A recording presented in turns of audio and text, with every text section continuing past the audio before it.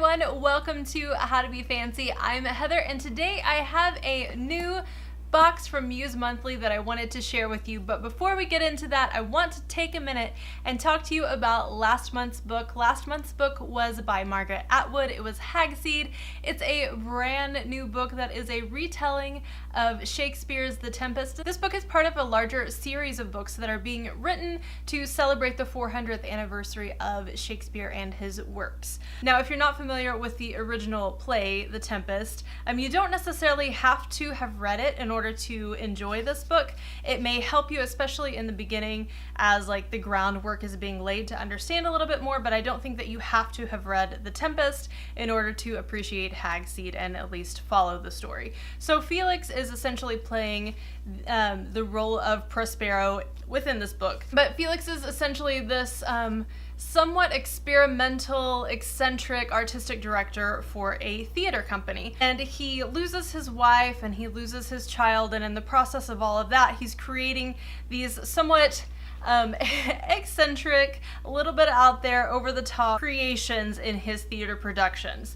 And so because of that, and because of some other politics in the theater world, which I'm sure none exist, he ends up losing his position and his role and becomes somewhat of a hermit. Now, the tale kind of starts there. I will say it's a little bit slow in the beginning, but what happens ultimately is Felix becomes a teacher of literacy through theater for a correctional facility. So what they do is each year they come up with they use Shakespeare's works. He has really inspiring kind of teaching methods. I have to say that's one of the things I enjoyed most about the book, were his methods of teaching the prisoners. One of the things that he did was he wouldn't allow the prisoners to say curse words. And so what he had them do instead was read through the play and pick out all of the insults from that particular play. On the other hand, I found it a little bit difficult to feel sorry for Felix because he was such an egotistical, kind of narcissistic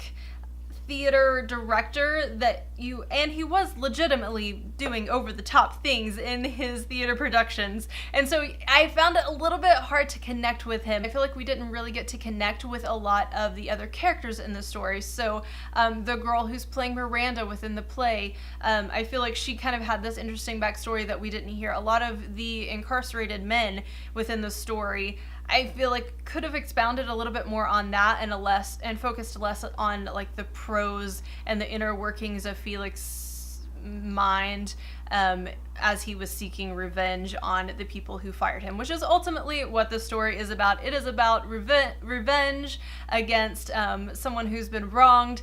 It's also about forgiveness in the midst of all of that. I feel like a lot of the story, you kind of have to separate yourself from reality and believe the impractical and implausible. There are elements of magic, but beyond that, there's just some real world things that I think wouldn't happen the way that they did. I think there's some really great quotable moments in the story. I had one marked in the beginning and I lost it, and so I'll read you a quote to end from the kind of end of the book. I won't give away any of the major plot points, I promise, but I loved what this said. So I think it's one of the character who played Gonzalo in the story has been going through his reimagining of what Gonzalo's role would have been in his alternate kind of ending of The Tempest. Is extreme goodness always weak? Can a person be only good in the absence of power? The Tempest asks us these questions. There is, of course, another kind of strength, which is the strength of goodness to resist evil, a strength that Shakespeare's audience would have understood well. But that kind of strength is not much on display in The Tempest. Gonzalo is simply not tempted. He doesn't have to say no to his sinfully rich dessert because he's never been offered one. I just thought that was a really kind of interesting summation of a character who's been given very little power, and so we assume that maybe they're good when in fact maybe they've only not been given the temptation of doing evil. Overall, I liked it. I wouldn't give it a 5 stars, but I would definitely say if you're either interested in Margaret Atwood or you're interested in the works of Shakespeare, this would be a good read to pick up. Now on to the fun part. I have refrained from looking at any social media based around this. I don't know what it is with me and the element of surprise, but I always like to be surprised. I was not the child who wanted to find her Christmas or birthday presents. I wanted to be surprised. The first thing that we have is this tea. It's by White Tea Company. It comes in this really cute little tin, like a bottle, and it's sage rose white tea. It's bespoke, locally blended tea from Baltimore, Maryland. I'm assuming this is a loose leaf tea, so the next thing in here are these little tea filters that you can use with the tea, which is super handy and very, very thoughtful. And then the book itself, which is a beautiful book. I love this design. How pretty is that? I say pretty in a very interesting way because the title of this is The Mortifications. It's by Derek Palacio. So basically this book is set in 1980, I believe is what it says. A rural Cuban family is torn apart during the Mariel boat lift. Father is a political insurgent and refuses to leave behind the revolutionary ideals and lush tomato farms of his sun-soaked homeland.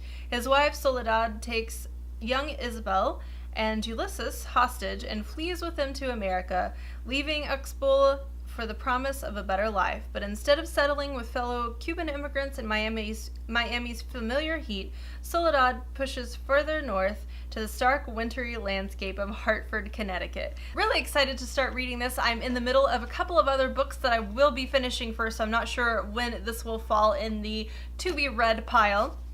But I will promise to get to it and give you guys a full review. I will leave all of the links down below for Muse Monthly if you guys are interested in checking it out. Feel free to like and subscribe if you like this video. Leave me a comment down below letting me know what books you've read this month. I'd love to hear that. Until next time, guys, I will see you later. Bye-bye. Hey guys, wanted to pop in here at the end of the video and remind you that there is a giveaway going on in my last video that includes my favorite book of the year along with a print from Muse Monthly, so head over there and check that out.